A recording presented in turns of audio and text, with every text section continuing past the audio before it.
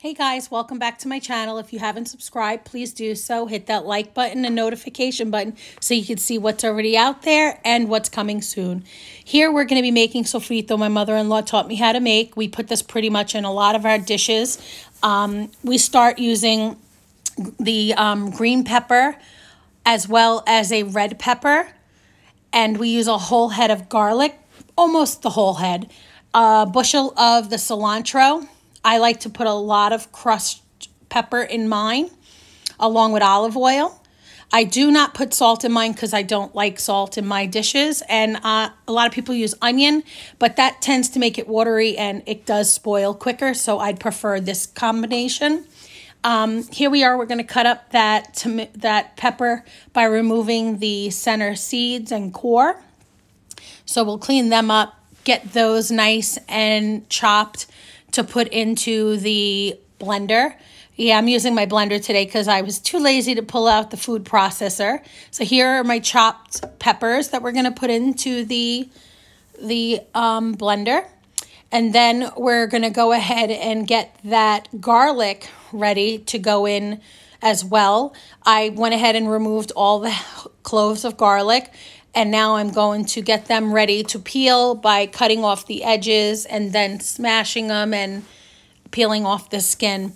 Pretty easy process. A lot of garlic, so I'll be here for a little while. But it does add a lot of flavor to this sofrito. So definitely worth putting in a lot. So I'm going to go ahead and get this all ready. I'm going to go ahead and peel all this and put it into the blender as well and get this incorporated with the peppers that I have already put in. And now we're going to work on the cilantro by cutting off the edges, getting it ready to go into the food processor. I'm removing the tag here, and I'm going to go ahead and rinse this with cold water to make sure there's no dirt on the cilantro. I rinse it a couple of times, move it around. Then I drain it and squeeze out the excess water. I do this a couple of times, and I do leave some of the water in. I drain as much as I can, and then I bring it to my paper towel, and I take the paper towel and squeeze out the excess water. I do leave some in because it helps the blender get going once the herbs and garlic and vegetables are all together. So it makes it easier to get that mixed. So here I am cutting it up into smaller pieces to help give that an easier chop once it's in the blender. So I only put almost half of it in at this time because as you can see, it's filled to the rim. But I'm going to add the olive oil, about a tablespoon, maybe a tablespoon and a half. And I love black cracked pepper in this. So I'm going to go ahead and put in the black pepper. I put in usually a lot. This time I put in just what I had because I'm running low on my cracked pepper. So now we're going to go ahead and mix the batch that we have here. And then once this gets mixed, I will probably take this off and add the remainder of the cilantro. It just takes a few minutes to get it going because everything's so compressed. But that olive oil and water really help it move around, and eventually it becomes this nice like puree so that you can put it into your beans, into your rice, I saute vegetables with it too. I love it on pork.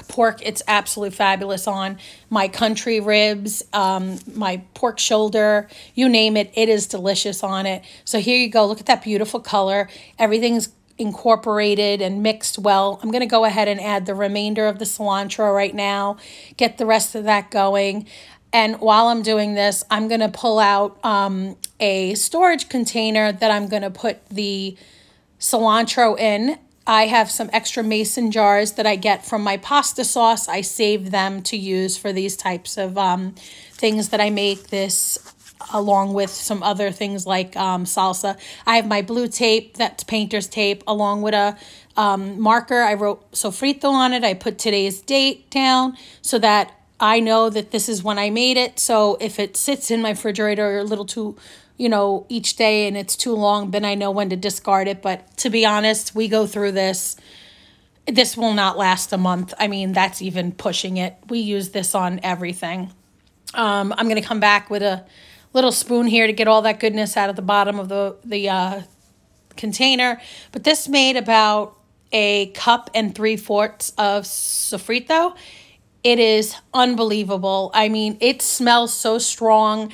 You know, in the beginning when I first had this and was using it, I was a little intimidated, but I will tell you, a tablespoon to 2 goes a long way with this sofrito. So if you've never tried it, please give it a try. Let me know what you think.